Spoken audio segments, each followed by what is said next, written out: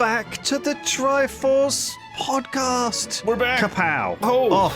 It's the old Triforce podcast. I ain't seen around these parts since last Wednesday. Exciting new Been stuff. a while. 1925. So me and Sips, we hung out. Oh yeah, We you've hung been in out. Jersey. Yeah. I saw the Been. pictures. I saw Sips's shorts finally. I saw a little picture of Terry. I saw Lewis is still rocking a man bun. I saw some flowers, and I think I saw trees. I could be mistaken. Oh, there you were did. trees. Flowers, Yeah. trees. Oh, man, you name it. People commented that it was nice to see Sips from a different angle because I think they normally just get the webcam angle and never anything else. But it was like you could put a 3D composite together. It's a bit like when when we finally got to look at what the other side of the moon looks like. It's like, well, we pretty much knew it was going to look like that, but it's still interesting to see. It's important scientific information. It hasn't got like a weird smiley face on it or anything. It's just nice to know. It's not made of cheese. Yeah. Yeah, so I've done 3 COVID tests this week. Nice. I did one before I left because I didn't want to, infect your family, Sips. And then No, of course I had to do one when I landed, and I had to self-isolate for a day when I landed in Jersey. Yeah. While I was waiting for the test results, which is a bit. But God, poor people who'd had to self-isolate in a hotel room for more than a day. Oh, man, can you imagine? it was rough. I mean, the room service menu. I mean, I exhausted the whole thing, partly because I can't eat any of it. But I went through the whole lot, and it was awful. I mean, hotel room service is generally bad anyway. But man, To be fair, there's not a wide range of food that you do eat, though. We spoke about this. yeah, remember? I'm picky. I'm a picky boy. You're picky. I'm a picky, sensitive boy. You've excluded most food from your diet, so have. there's not, So I woke up this morning and I was like all snotty, and I've got like a runny nose, I've got like a sore throat, I've got like a headache, and I'm like, oh god, but I've had this for the whole week, so I've had like hay fever and stuff. So it's not like a new thing. I'm just constantly like this. So I'm the bubble boy. My life is just teetering on the edge of mild sickness permanently. And obviously, so I'm like, because I'm seeing my dad today, I was like, I better have a COVID test. So I had another one today, and I'm negative still. So, I mean, you probably got a cold from Sips's kids. Like, that's just what happens. You hang around with a child for long enough, I'd say 5 minutes, you will acquire a cold, unless that child is familiar to you. it's true. Yeah, so that's what's happened. I don't know whether I should go and see him, but I guess I will. I'll just keep a distance. Yeah. And try not to spit on them too much. The usual when you're around your parents. Yeah. Just don't yell in their face, I guess. Well, Try not to, at least. Oh, there's another a sick member of my household. My dog Aggie is poorly. She's probably got. It's nothing serious. She's just probably got kennel cough, which is very common. They sort of cough a little bit, and she's sick quite a lot. Last night, Mrs. F went out with her mates, and I was watching the football, which was fantastic, by the way. The Germany-Hungary game was phenomenal. And you I was were just rooting chilling. for old Hungary, Yeah, weren't I you? was. Hey, To knock out Hungary could have Germany. eliminated them. They could have. It was crazy. It was close. It was really close. something. So, and the dog was occasionally being sick, and every time she'd go, I'd try and rush her out of the house, and she'd be like, "Ooh, what?" I was like, "Get out! Get out of the house!" What? Like, she was confused. Get out! Come on! Do it! But no, so she was sick. But then Mrs. F came home, and the dog ran to the front door to greet her. I opened the front door, and the dog just went bleh, right there on the front step. And Mrs. F was like, "Oh, have you had a fun evening?" I was like, "Yeah, it's been great." It's like the worst welcome home ever. It was so perfectly timed. Man. But That's good. Well, yeah. at least she's trained to puke outside. no, she was not. It was not outside. No, Oh. no. Oh. Even though the Right. open door was right there, she was sick inside, just on the front doorstep, just as you're coming in. She's not very well, poor No, dog. but it's at first you have sympathy for these things, but then after a while, when the animals are very stupid, when they're going to be sick, they just think, I'm going to be sick, and they just like bleh, wherever they are. There's no attempt to go outside because she doesn't relate it to going outside like she does for going to the toilet. She just thinks, well, I better be sick, So after like hours of cleaning up dog vomit, it gets a little grating. And your sympathy kind of evaporates. You're just like, just be sick outside for once, please. When you gotta go, you gotta go. That's just how it is. I have my second jab, by the way, so I'm now Well jabbed up. done. Nice, Congrats. nice. I still haven't had my text to say when mine is. How long's it supposed to be? Like 8 like weeks. 5, 6 8 weeks. weeks? 8 weeks. It's 8 weeks. 8 8 weeks. I feel like mine was about a month ago, and I haven't booked the new one. So Yeah, I mean, maybe it depends on vaccine, but mine was 8 weeks to the day, and they were very happy about I've it. had my double as well. Nice. I'm all doubled up. wow, you guys are safe. Well, at least like you can still get like a. But apparently that's the thing. Like this Delta variant has slightly different symptoms, which is why I was a bit worried this morning because apparently like cough and fever aren't in the top. Well, I don't know if they're in the top 5 symptoms or whatever. Do you know what I mean? Have a look. Yeah. Do your own research. I'm not your dad. You're not? Well, like, Definitely as not far my as I know. dad, but I guess technically you couldn't even be Sips's dad. You're not a You could. dad. Let's put it that way. You're not a dad yet. Well, you might be one day. Is what I'm saying. Like you might change your mind. It's never too late. You know, especially for men. Men can be dads late, right? Like you see sometimes you see those guys that are like, I'm 70 and I'm a new dad, like George Clooney and stuff like that. Yeah. How old is George Clooney The actually? Clune dog. How He's old do like you reckon 70. the Clune dog is? Old. Just have a guess. The Clunerama. Old Clune. Old He Clooney. is 60. Wow. Yeah. Well, there you go. I took a picture actually of me and Sips together, which I haven't posted yet, but we're both looking, because we're like we're looking into the sun. We're all like, our faces are all screwed up. We look just like wrinkly. We probably look like your dog, Pete Flax, actually. all. What, covered in dog sick? Yeah. No, Yeah. that's about it for me. I'm like constantly. Well, I'm gonna be covered in sick soon. Not dog sick necessarily, but you know, baby Oh sick. man, you know what It's we it's found? coming. You know those muslin cloths that everyone with a baby has to have like 100 of? Those little white squares. We found some of those recently that was just tucked away when we had a clear out in the spare room because my eldest wants her own room now, so we reorganized things in there. And I was like, God, that really takes me back. Like everywhere I went, I'd have one over my shoulder just in case I mop up a little bit of, just mop that up with the muslin, and we're just washing them all the time. I put on a load of baby grows in the wash yesterday, Nice. so that was How that long was a is it blast from now? the past. How long is it now? 3 weeks. Oh my God! yeah, dude. it's like so soon. Oh, It's crazy. Yeah. I don't know what it's I'm gonna exciting. It's exciting. So I got to Jersey. I mean, the flight, there were like no flights out of Bristol. I think it was like the only flight was going to Jersey. So got there. Of course, there's no one at the airport anyway, and I can't call Sips because I have to self-isolate, so I had to get a taxi and then finally meet up with Sips and the family. And it's great to see you guys again, actually. But as soon as we sort of meet up, Sips is like, I've got like 100 errands to run because this is a new baby, and I have to get the car fixed, and I have to go and get the I don't know. There was just like we just drove around the island and did like errands for the whole day. Man, it that's was really like fun. Standard weekend though. I mean, there's just lots to do all the time. I can't help it. You Yeah, know? it was really good, and the weather was nice enough for us to catch the sun. I don't know if you got a little bit red, Sips, but my face was like a bit red after we sat in the garden because of course it was cloudy, so we didn't really put any suntan cream on or anything. But you do have to like Yeah, the watch out UV for was that. still strong. Yeah, I got burnt as well. I got I burnt. think I got burnt. Sips got a little. I didn't Big get burned, tan. but I went brown. I tanned, Right. and I came into the office, and everyone was like, "Oh, you've caught the sun," and I was like, "Have I? Whoops!" I just thought I was a bit sort of feverish. But no, it's actually I'd like burned the top of my head. Man. I Sorry. feel like this is just the end of days. Yeah. I'm slowly moving towards dadness. It was the UV that got you. You got to be careful. They always say on the radio, just because it's cloudy, make sure you lather up, make sure you slap it on there, get your kids covered and stuff too. And I never listen because I feel like if the sun's not out, then the lube isn't coming out either. You know, like it's a free day. It's kind of like watering like your garden, right?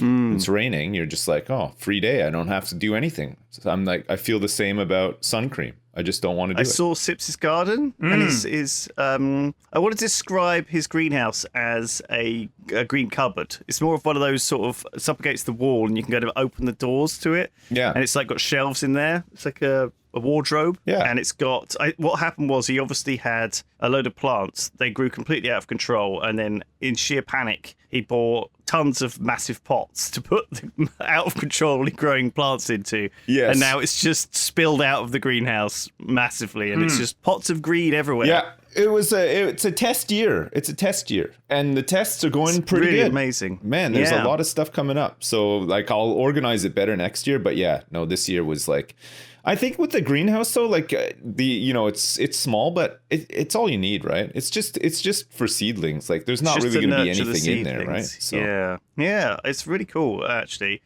Your family's all lovely and happy. Yeah. Your son is now into it's like he's at a buffet and trying a bit of everything. Yes. He's into like 20 different games and things and worlds, and I guess it's wonderful to, I don't know if you remember when you were sort of that age, like discovering, I mean, I was listening to this thing for some reason the other day that George R. R. Martin was talking about, but it was the same for me. And he said, I remember, things that happened in Lord of the Rings when I read it when I was like 10 or 11. Yeah. But I don't remember what I was doing when I was 10 or 11 at all. Do you know what I mean? But I remember like, iconic moments from stories and like these worlds that I sort of discovered for the first time, all very new. And some of it's kind of like weird, like free-to-play mobile games. Like he's into this Warhammer Imperial Knights free-to-play mobile game, which I don't think he's ever played because he doesn't have a phone, but I assume someone at school has shown him it on their phone. He's got it on tablet. He plays it on tablet, so he's played it. But the thing is, we haven't heard about this game for months, right? It's only because you showed him miniatures, and then he's like, "Oh yeah, I played a game like that." And now he's obsessed with it. So like it comes around, like it just like it's all the rage, and then it's not, and whatever. It's just the way it goes. Yeah, it was good. He's funny as well. He gives I don't know. He must get it from you. Like he's making little jokes, like little sideways jokes about stuff. Like I don't know. Like you put up a Jersey flag on your. I had to take it down. I took it down today, actually. On your house. It was covered in bird shit, just like completely covered in bird shit. Yeah, and torn as well. It was torn. Whose is that flag? And he was like, the balconies. And I was like, very good. So yeah, like stuff like that. Like even your son is now kind of trolling me a bit, which is, I guess, like father. It's like the way, isn't it? Yeah. So it's just going to happen to me throughout my life. I'm going to get trolled by the Sips dynasty for forever. That's why I created more people. I want the trolling to carry on. Past. Yeah, you want me to be teased into my grave. Exactly. Yeah. So I had a lovely time in Jersey. Thank you for inviting me, Sips. No problem. It was nice. You have to get out there, P-Flex. Sure, you should go visit. Yeah, come on out, Flax. Bring the fam and out we come. Yeah. What are you waiting for, Mike, baby? I might give you a few months until you've settled in with the new baby, though, because I don't know how you're going to handle all three. It's crazy handling two, honestly. Yeah. So hectic. Oh my God, house. I know. I remember a couple of times Lewis was just like, man, how the hell do you do this like every day? I was like, well, you just kind of get used to it. But like after like 10 minutes, he was just like crumpled up on the floor dead. It's pretty funny. It's weird because when they get older, because I've now got a 9-year-old and a 12-year-old, and the challenges become very different from these sort of more workman-like looking after little kids, where it's like an awful lot of maintenance rather than now they just take themselves off and they don't want to know you anymore. So my 12-year-old comes home from school, goes straight to her room, she's talking to her friends on her phone, or she's texting people, or she's on YouTube or whatever. And then now it's things like ferrying them to various things that they have to do, buying things that they need for this, that, and the other. And all their activities have become much more complicated. So it's things like my eldest is in a photography club, and I had to pick her up. Like I had to take her somewhere and then pick her up, and it was like she needed to have this list of 15 things with her for this rafting thing. And it was like we had to prepare everything. It's like a lot of annoying little prep to go and deliver them for some club or some activity or something like that. And constant money. Just money. I need money for this. I need money for that. Money. So, they've got to go into town with their friends, or they're going to go to the park or whatever. Can they have an ice cream? And they need to get a coffee. And so it's just, it's just a challenge of actually, A, getting a word out of them, and B, constantly giving them money. That's pretty much giving them money for all of the things. It's like you're playing a mobile game. Yeah. Just grinding and paying money. Yeah. It really is. So, interestingly, I don't know if this is actually interesting at all. I played a game this week called Strangeland, which is from Wadget Eye Games, who publish point and clicks, retro point and clicks mostly is what they publish. And they published Unavowed, which is I think they even made it actually, which is one of my favorite games ever. It's a really good point and click. Last year, I recommended it to you guys. I don't know if you checked it out, but it's really good. Really good story, really good point and click, really good game. Really good universe, really good voice acting and writing. Just really enjoyed it. Anyway, they made a new game called Strangeland. And it's made by these three guys. A writer who's written this really kind of odd game. This artist who almost looks like H.R. Geiger stuff, like the Alien guy, right? Right. Like the kind of quite horrific grisly horror. And then a coder who's made this point and click. And so it's kind of the classic team, Yeah, if you that like. sounds about right. That's like pretty standard, I think. Nowadays. And man, the story is great. I really enjoyed it. It's not super long, but I just had a great experience with it. Nice. And so I recommend it. But the guy I was checking out the Steam page for the guy, and he wrote this whole kind of blog post on there about how he feels about what the developer-player relationship is, right? And it's this really good article. I don't know how you guys could find it, but it's on the Steam page for Strangeland. I mean, the dev posted there. Is it all one word? Strangeland. Strangeland. Oh, I see it. Yeah, it is. All one word. It is indeed a weird. The artwork kind of reminds me of that old point and click game. What was it? I have no mouth and I must scream. I think it was called something like that. Yes, something like that. Or there was one where it started off and you had something injected into your brain. Dark Seed. There you go. Dark Seed, which came out in 1992. Oh my God. Was a deeply, deeply strange game. It literally opens with a weird shot of you having something injected into your head. It's very strange. The main character, or I think it's who you're playing, kind of looks like Richard Pryor. I think it's a very odd game. Nice. But it's very Geigery, yeah. Some robot holds open your head and injects something in, and then you have to walk around, and yeah, it's utterly strange. Yeah, well, I'll check it out because I'm really enjoying playing through these point and clicks. Actually, I didn't find it that overly hard. You didn't have like 30 items at once, and you had to use the MacGuffin on the forguffin, or you didn't have to fuck around too much with it. That was the thing that always got me about point and clicks, was how often you just you had 6 locations you could go to and like 8 things you could interact with, and inevitably you'd get stuck because it was always very vague.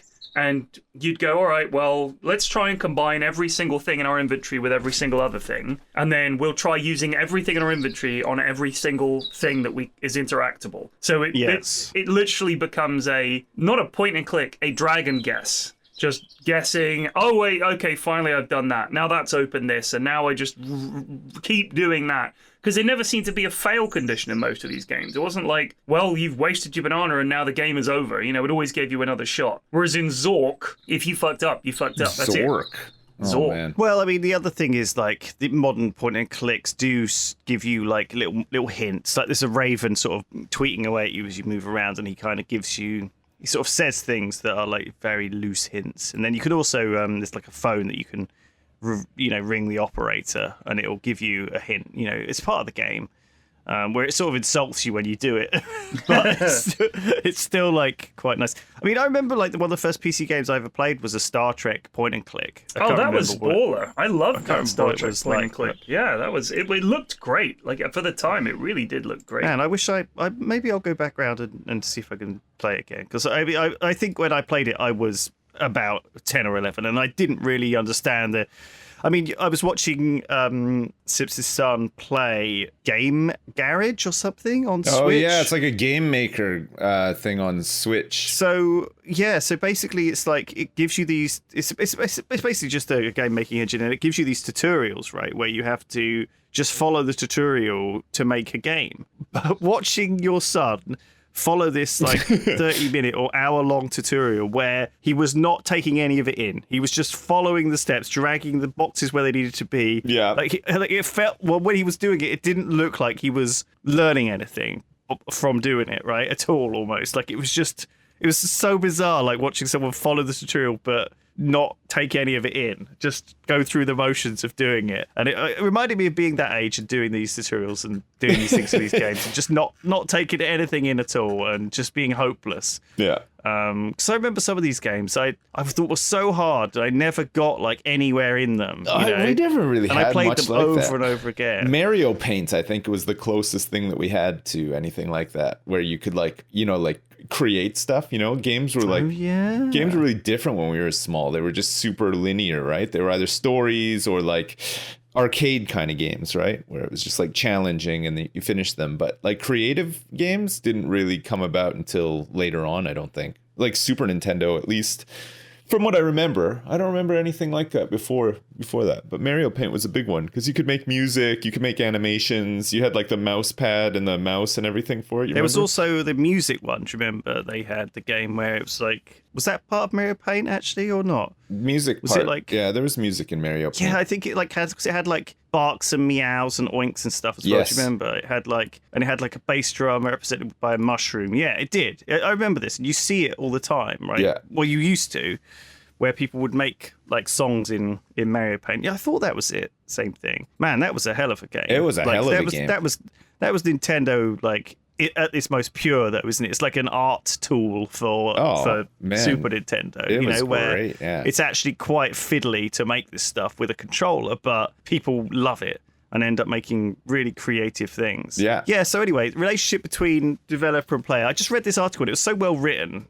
on Strangeland. I'll read you a little bit of it because I sort of feel like it's how I feel. He says a commercial release demands a player's attention, hope, time, and money. Which of these resources is most valuable depends on the player. Which of these prices is steepest depends on the game. So basically he's saying that, like, you know, despite having been burned by games that have bored you, frustrated you, disgusted you, you push past your reservations and hope and look for something engaging in Strangeland. We are asking you to spend several hours searching for a game that fulfills that beauty and engagement, and we want you to pay us $15 for this work. Damn. Right? So he talks about how, you know, it's really, it's just a great article, and it talks about, I just really recommend you read it rather than me reading the whole thing out.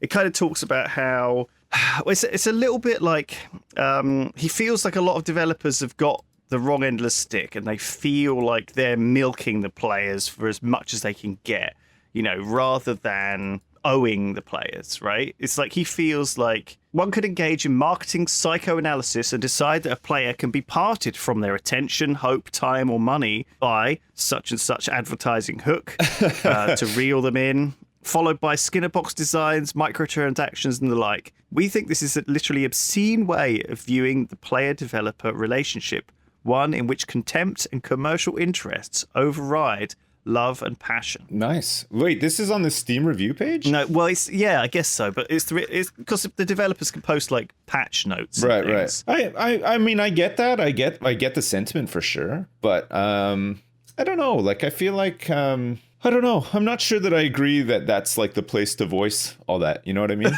Like at the point of purchase of a product. I don't know where else you put it. I think like if you go do like a talk at the GDC or something like that would probably be a better like platform for it. No, I don't know. It's not like for sure. I don't know. I mean, you get that from time to time though. It's interesting because like especially with like food, you'd get that, right? Like ethical food. You know, like, or ethical, like, cleaning products that sort of say, like, you know, we don't believe in testing on animals, or we don't believe in destroying the environment and stuff like that. So I guess maybe it's like a new thing. Maybe it'll become like a new thing in gaming where people are like, you know, I'm mad as hell and I'm not going to take it anymore. Yeah. We don't like this. You have to use your platform to express your feelings about things, you know? Yeah. And these guys are little indie devs in their, you know, making their little retro point-and-click game. Yeah. In a world where, you know, we've got the gaming industry as being... You sound like you're really undermining them there as well. Kind of savaged by these kind of quite nasty practices that are going on in the world. I mean, he basically made me feel super stupid when he wrote this, you know, by... just like communicating it in a way that we're just unable to do on this podcast. So the other game I played this week was The Last Spell. Did you play it yet, Six? Yeah, I've been playing it a little bit. Yeah, I've been I've been playing a lot of Rocket League though. The Last Spell. The Last Spell. Oh, I've got it on my wish list. It's like, what's it called? They Are Billions, only turn-based. No. And it's Unwish great. listing that. It's not like They Are Billions at all. It's All right, I'm it's re-wish listing it's it. like XCOM. People say that it's like They Are Billions because there's hordes every night, but it's not. It's more like XCOM. You have a group of like magicians and fighters and stuff like that, and you have to survive each day. And each day you survive, they level up. You give them better stats and stuff, and then the next night the wave is just harder and harder. You have to build up the town, build up some defenses in between, and it's just it flows really nice. It's really good. It is really good. Yeah. I like the way it looks. I like the art style. Looks pretty cool. Yeah, it is just a nice looking game for sure. It is cool. Like it feels like the way I sort of played it a lot was I spent a lot of time like trying to figure out where the good like combos were. You know, what worked, what didn't work, what guys like comboed well together, what skills were actually worth taking. And you know, after a few runs, you find some things that are really powerful. Yeah, it gets really. Yeah, it's good. It is actually really good. Like I think I need to play it more because it's weird with games, right? Like whatever you're into at the time, you're just into, right? So it's hard to like sort of give other games a lot of time sometimes, I find, but it's definitely something that I'll come back and look into again because I did enjoy it. It's good, but I don't think it's like They Are Billions. Yeah, I guess it's not. Other than like in the sort of idea that it gets just loads of like waves and waves and loads of zombies, and you're trying to like it's like any game that has a block in it. Everybody's like, it's just like Minecraft. It's not, you know. It's just yeah. Or like I was playing Tainted Grail, which is quite decent. Oh yeah, you told me about that. And everybody in chat was like, it's just Slay the Spire because it has cards in. Like that. Yeah, that's what chat do, right? I don't understand the need to pigeonhole every single game. It's a bit weird, but I've been desperately looking for a good tactical game to get my teeth into because I do love turn-based strategy games. Like if you like XCOM, I'd say it's more like XCOM in that it's turn-based and you level up your lads. And level up your guys. They have abilities. They have resources. So you know you can't just spam the abilities. Yeah. You'll run out of mana, so you have to give them potions and stuff like that. Well, I played a lot of Griftlands, which is a lot of fun. I played it when it first came out, and it was a bit bare bones, and I didn't really get it. But I've played it through multiple times now with a couple of characters, and so just sort of been playing it, and it is a really fun game. Yeah. I love the idea of having two decks. Like you've got your fighting deck, and then because the combat is like it's nowhere near as interesting to me as the actual sort of debate deck that you have, where you have this discussion, you have to convince people of something or talk someone out of something or try and bribe your way through something. And you sort of have all these arguments and counter arguments and stuff is quite good. And I love the art style. I think it's a really, really nice game. And I discovered that there is an option in the UI to just skip all the dialogue because the problem is there's a lot of story that they throw at you. It's not particularly complicated, but it's a lot of dialogue. And on your third or fourth playthrough, you're still having to click through the dialogue. And I was like, God, there must be an option to fucking skip all this. And of course there is. So that saved me a lot of time. And I played Field of Glory and Field of Glory Medieval. These are, two, Field of Glory 2 and Field of Glory 2 Medieval. Man. Which are extremely okay, when you were nerdy. playing these games, did people come into your chat and they're like, wow, Dota 2 looks really different. Dude, I have a command for that. I know. Exclamation wow, mark Dota change. 2 has had some changes since I last saw it. New patches. So people get really angry with me when I point out that this is the same fucking joke 100 other people have made. And it's the same thing with that stupid every podcast has the same 3 people in it, all that stuff.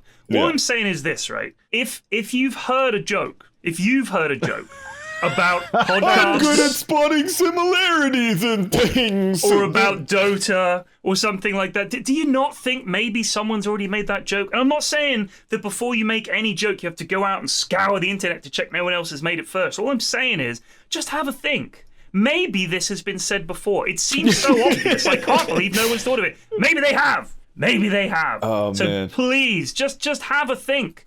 And I realize the irony in us who repeat ourselves, but at least we're repeating ourselves. We're not taking someone else's podcast and saying the same things. So if we repeat ourselves, that's different.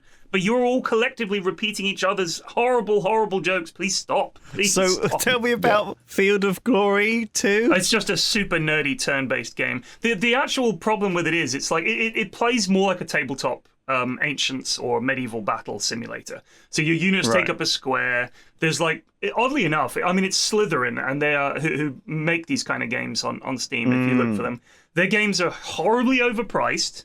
They look awful. The UIs are dreadful.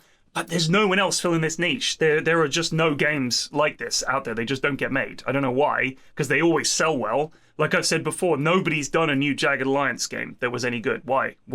Jagged Alliance 2 came out like fucking nearly 20 years ago.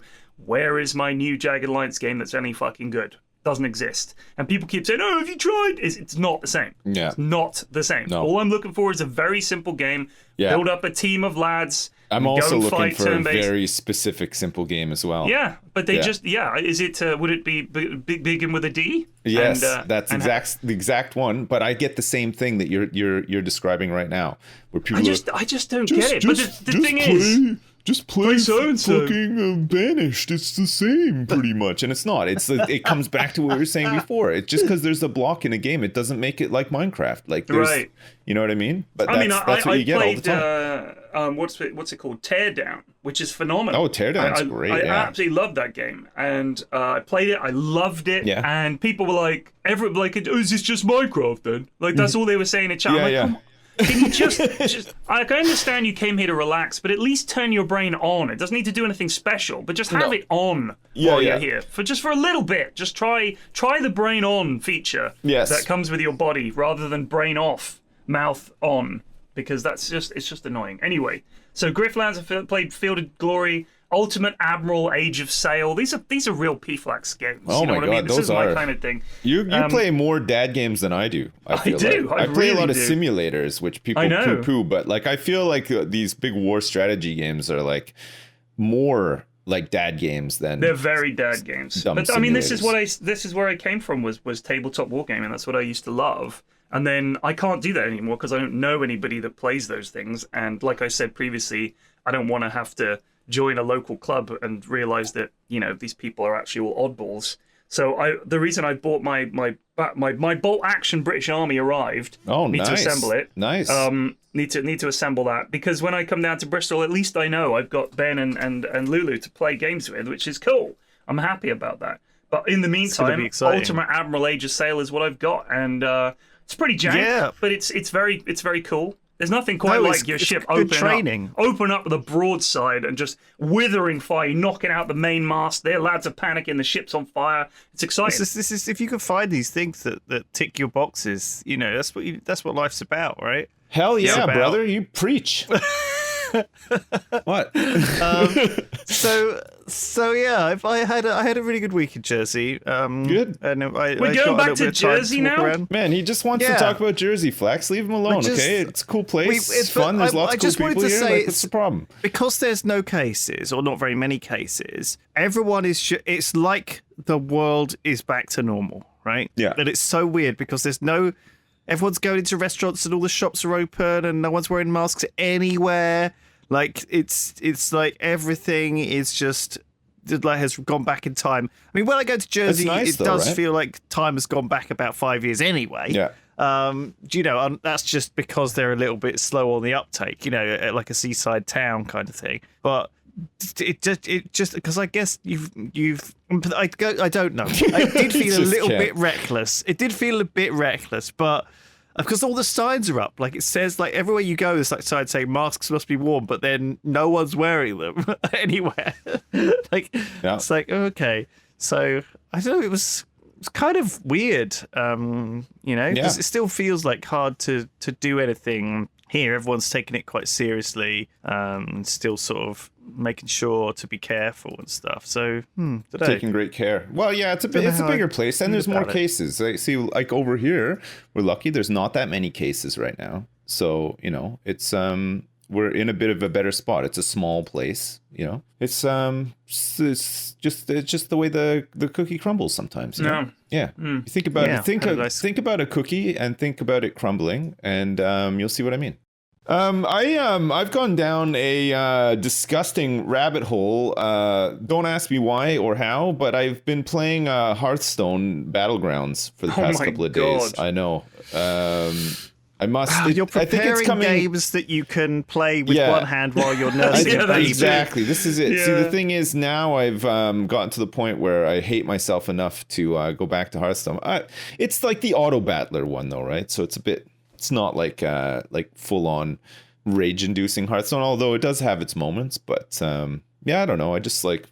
I'm kind of glad that the auto battler genre hasn't like completely disappeared, you know? Like I think there's a new one on the Dota arcade actually that's like kind of similar, but you have to give your heroes abilities. Right. So you don't just pick guys, you sort of level up your lads by giving them abilities. So it's a bit like ability draft. I don't know if you guys know that in Dota. Yeah. So for any listeners that don't know what ability draft is, you're given a hero and that base hero still has the same talent tree that they do and all the rest of it, but they have no spells.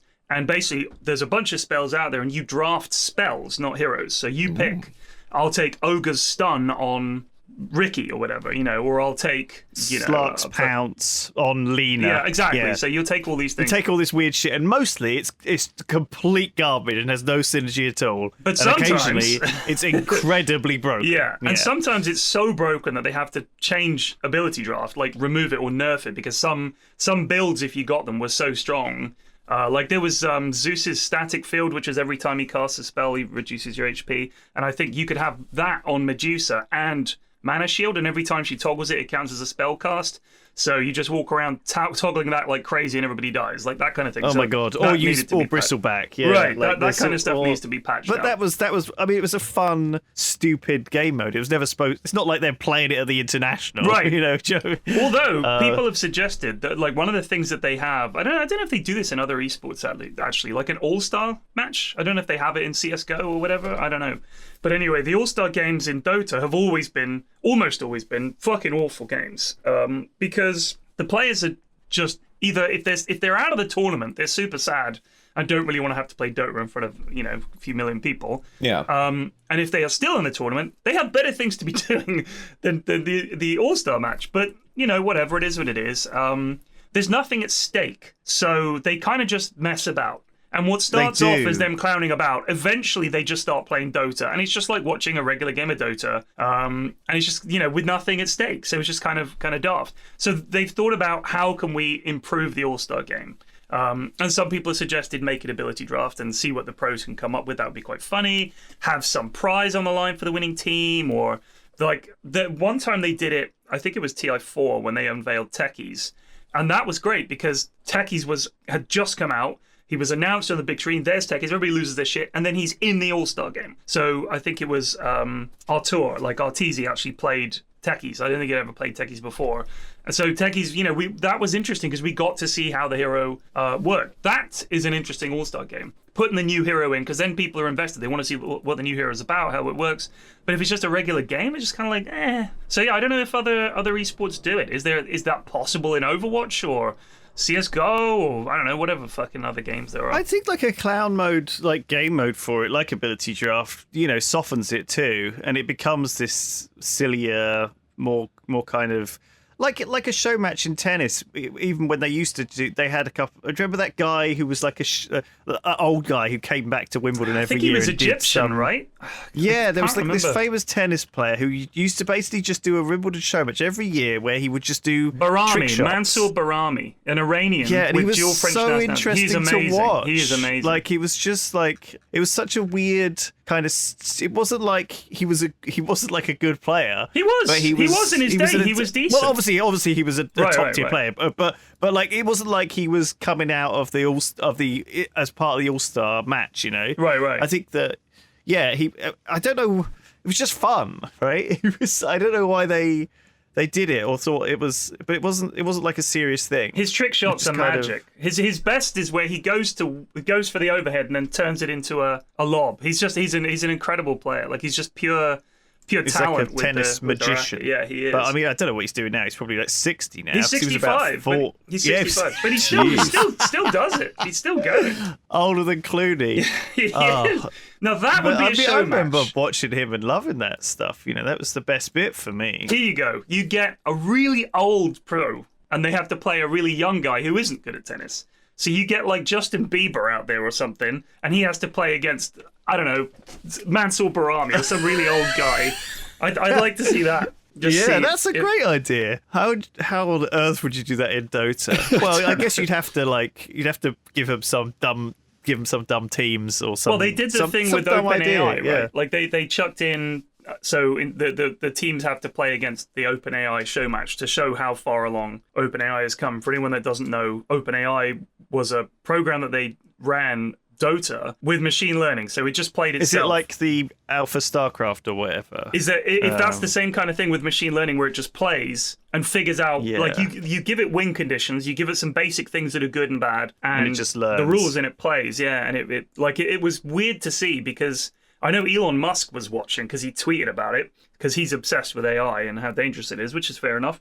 And it was weird because it just plays itself for thousands and thousands of hours. But there are hard limits on how fast the Dota engine can run. So I think it cranks it up to like 4 or 5 speed or something to play the game because, of course, there's no reaction time. It doesn't matter. But past that, the Dota engine just can't cope, apparently. But that means it still plays like it's played far more Dota in a year than anybody alive has. Like it's just cranked through it. So every year they roll it out and it's like demonstrably better at the game. It's pretty scary. Yeah, That's pretty nuts, isn't it? It's really scary. The chess world have kind of just accepted that algorithms are the best now and they can't beat them. And so they kind of just ignore them or play alongside them. And they almost like when you watch these guys do commentary, they're like, well, the algorithms say that this is the best move here. Because of this, and this. It's almost like it's become the analyst. Yeah. The AI has become the analyst, and then they're just kind of commentating for flavor. Yeah. Really, which is kind of weird. And I find it like so interesting to see how far along it's come. Right, it's just unbeatable. And I think like now it's the same with anything. Like even like a weird game that you think like an RTS, like anything like a turn-based game, an AI would just kill you at that so quickly.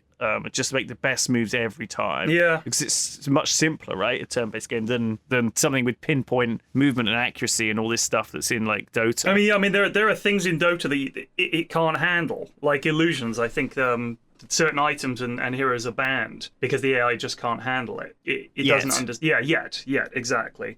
But I mean, I was thinking, is it possible that this will mean any mechanical operation that we do, machine learning will do better? So would a Formula One driver replaced by a robot that has driven simulations of Formula One driving and then eventually been stuck into a real car on an empty track just for years, just driving around and learning, would that just be the best Formula One driver ever automatically? Or does it have to fail before it can, like human beings can anticipate things and machines can't. So unless it's experienced something before, or you specifically told it to avoid it, it's gonna just not. So I mean, if you just told it follow the track, machines do and can anticipate, and that's part of it. I think why do you think they can anticipate? Well, because they can expect. They can be programmed to expect anything. Right, there you go. To react to any situation. But that's the point. They can't anticipate. They can't do something that a human being can do and see something they'd never seen before and anticipate an outcome. A machine has to be told what to expect and how to respond in certain situations or learn its way there. It's not capable of original thought. There's definitely an argument that a human encountering an unknown situation would respond worse than a machine, though, right? And freeze up, whereas a machine would follow its standard protocols to stop or whatever. Right. Or what? Stop and freeze up. So the same thing. Well, I get the impression that it's almost like a tree with a machine, right? There's no stop and freeze up option. It will just default to turn left or drive straight. It'll go down that flow chart to But we've essentially like if you think about evolution a little bit like machine learning, where the things that didn't work we don't keep as instincts because they've been evolved out, if you like. They've been selected out. So if the instinct when we saw a volcano erupting was to run towards it, those guys died. They didn't make it. The ones that ran away made it. So our instinct to like fight or flight, that works. Like that does work, you know, because we're here. So machines would need to go through those iterations of another car is spinning out of control on the track in front of you. Do you just plow through it and hope for the best? Well, the 100 times we did that, it didn't work. So let's try a different approach, and maybe it does something else. And eventually it finds the optimal route around the track and is able to overtake and avoid other cars and stuff like that. But it can't come up with these things. It needs to experience them first and then figure out what's the best situation. Yeah, I guess that's the way that a lot of these bots learn is by playing against people so much that they learn all of the possible options. But as long as there's a game or a situation where there's always room for creativity, which I don't know if there is any situation like that. I think it's hard for a machine to be creative actively, but I think it is possible, and I think that you do see it. I also think like there is this mind games kind of attitude to some games where, you know, especially in Formula One or something like that, you know, you do have to be able to read this other driver and what you think they'll do. And I mean, there's only so much study and programming that you can put into a machine to give that the ability. You know, you could say, you could code into the machine, oh, this driver's done this thing at this corner this many times. You know, you could just fill it full of data, right. And it crunches it, and then it will make the best mathematical decision. You know, but is that decision, you know, does that take into account all of these micro things that racing driver has learned? As long as it's racing against humans, it's always going to be having to deal with unexpected situations. Well, that's how the players beat it. The OpenAI was, apart from the fact that they were just able to assess what the computer was good and bad at, and then play around that, because they're very. I mean, the guys that they've played against are like top pros. So yeah, they'll find the hole. They are natural gamers, and like those people always look for an edge, or a weakness, and how can we exploit that? Which is why you have things like that's exactly what I do in Rocket League when I play. I'm like constantly just looking for an exploit, just that edge. I'm at the top peak of my game. I'm learning all the time. Exactly. I've developed my own algorithms and stuff, but I'm still gold. I don't get it. It's crazy. Yeah, it doesn't make any sense to me, but there you go. I mean, did you guys watch the documentary about the machine that AlphaGo, the computer that beat the world champion in Go? Go, yeah. That was the same one that did StarCraft and some of these other ones, yeah. So it's Demis Habbisas, or Habisis, I can't remember how to pronounce his name. But he did some games back in the 90s and early 2000s that were... They promised a lot, but they didn't deliver. But I want to know how sure they beat OpenAI. I want to know how. I want to know what the secret was. Yeah, do you remember? I can't remember, but there were things that the computer couldn't respond to. What you couldn't do, like for instance, if you're playing against the computer mid, the moment it started just hitting you and ignoring creeps, you were probably already dead. So they did like 1v1 mids between OpenAI and pro players, and it was the same thing that happened in AlphaGo. Which is why I was reminded of it. If you watch AlphaGo, which is on YouTube, it's a really good documentary if you haven't seen it. The computer gets to a point where it's won, and it's calculated, okay, I've won. And it just starts fucking about. And it's like stops making optimal moves and does all kinds of stupid shit because it knows, well, I've won. It doesn't matter. So it didn't have any coding for what to do after it had won. Yeah, it just knew that any move won. Yeah. So it just didn't care. It just made a move. It was literally like every move was winning. It was going to be 1 point ahead. It had calculated, I'm going to win this match by 1 point. Ergo, I win. Therefore, what do I do? You know, and it was just like, I'll just fucking put it here. And they were like, what? What is that move? What is it doing? You know, and it wasn't even like, because it was one move that it makes, which just stops everybody in their tracks. I don't know Go. We've spoken about this before. Because they didn't realise, the people watching didn't realise it had won. Right. So it knew. So they and even the player playing against it thought, yeah, he was like, it won, probably. But then I think one of the commentators said, okay, I think what's happened here is that AlphaGo knows it's won and is now just fucking trolling, basically. It's just like... it's just BM. Yeah, just like, I'll just fucking put it there, mate, whatever. It's like, what? Well, why are you doing that? He's like, I've already won. and everyone's desperately trying to figure it out. They're like, yeah, it's ahead by 1 point. Like, it's fucking done. So even the machines are trolling us. Yeah. This is my life now. In future, it's just originally it's being trolled by my peers. Now it's being trolled by my peers' children. Yeah. In future, I will be trolled by machines. Yes. Yep. I mean, Yep. that's the thing. I mean, the thing is, though, Lewis, like, the older you get and stuff, like, take a leaf out of my book with the gardening and stuff. You can just retreat. You can opt out of all of this. You don't need to speak to anybody. You can just go out there, tend to your plants and stuff like that. You know, make sure your arugula doesn't bolt, and if it does, just, like, you know, trim it down and get some new shit in there. You've got like a button that says Serenity Now when you press it. Yeah, they get a Serenity Now button. Get a little tortoise as well. Keep you company. He's never going to troll you or judge you. Yeah. Oh, Terry's looking gorgeous. Isn't he He's looking just? great. What a guy. He's just such a hunk. He's too big for his house. He's That's a the bully, thing, but is he's a hunk as well. Like, you walk by. Who does he bully? He lives alone. No, you walk by the window and he gives you that look like, where's my fucking food, bitch? And you just think, holy crap, this guy is unbelievable. Like, the thing is, like, I've stopped feeding him in the morning, Flax. I don't know, your dog probably needs to be fed a couple of times a day. Terry only needs to be fed once a day. Oh, okay. But the problem is that in the wild, he'll spend all day walking around looking for food because it's not given to him on a plate, right? He has to, like, forage around and find food. So they walk around all day and they find as much food as they can, and then once they've had enough food or feel like they've had enough food and they've had their, you know, vitamin intake for the day or whatever, they're good. They'll go and bask, or they'll you know, find a hole to dig and go to sleep or whatever. So if I feed Terry first thing in the morning, which I used to do, he'd just sleep the rest of the day, because in his mind he's just like, oh well, I'm done. Like, cool, food has been found. He's 1 point ahead. Vitamins He's acquired. It's bedtime, and it's just, you know, it's like 9 a.m. So Alpha Terry. yeah, so I've been feeding him in the afternoon, but which keeps him keen. But the bullying, that's where the bullying comes in. Because every time you walk by the window, he's so hopeful, and I'm, hey bitch, it's where's my crazy. goddamn letters? His eyesight is nuts, because he can see me holding stuff and he'll react differently.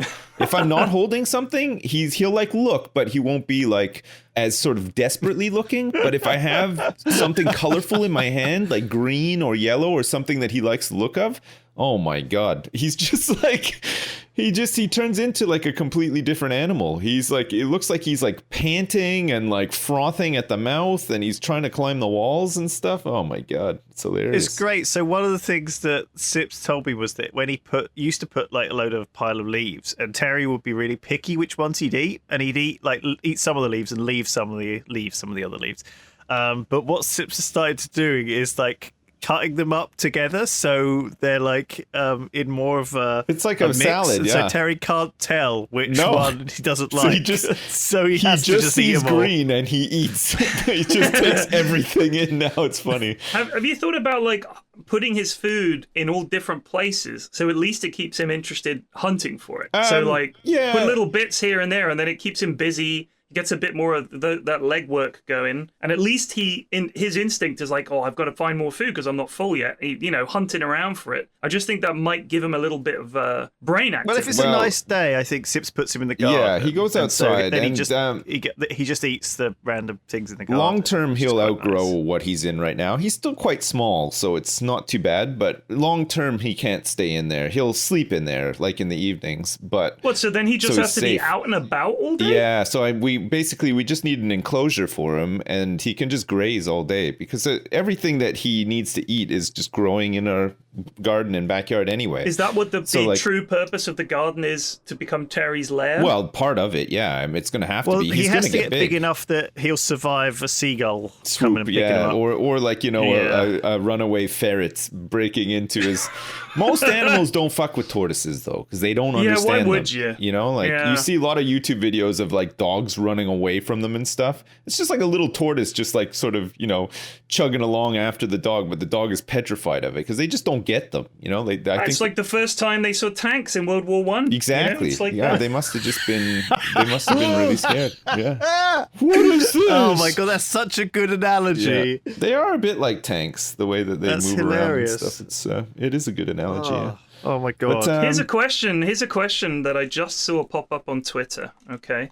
So this is just to go back to last week briefly, when I stated that I don't like Jeremy Clarkson. Right. Someone asks, does Sips get the same pushback? It's interesting. Because you don't. Because people love you. People don't love me. They tolerate me. Whereas you can get away with saying, I fucking don't like Jeremy Clarkson, and nobody cares. Not one Sips person. is adorable, though. Right. Like, you know. Maybe Just as grumpy an old man as me. Just as intolerant as me. Doesn't like things. Complains about things. Well, it doesn't matter. It's Sips. He can do it. Yeah. God forbid I say that I don't like Jeremy fucking Clarkson. Yeah, I don't get that, actually. I haven't really had much... You know what? I haven't had much kickback, but to be fair, I don't check either. Serenity now. Do you know what? Recently, I B-flex. have not been going on Twitter at all. I never check That's it. very wise. I never really... Like, I post on it, but like when I post on it, I don't read anything. Like, I'm just...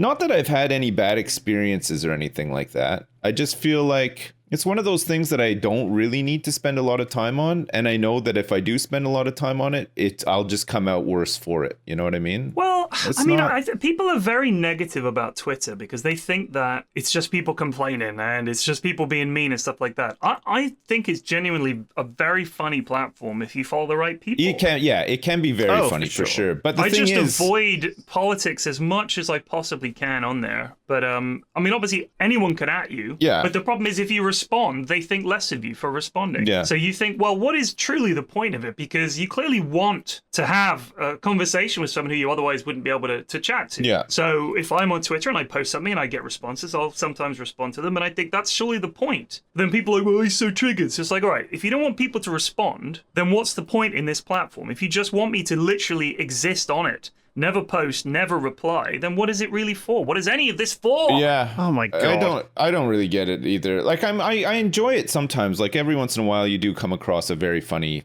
post or thread. Like I found a funny one the other day. For sure. Relating to gardening, and it was this guy, and he's like, after dozens of hours of work and hundreds of dollars of money spent getting all the supplies and everything, I'm happy to finally say that I managed to harvest 5 cents worth of strawberries. It took him like months and months to get to that point.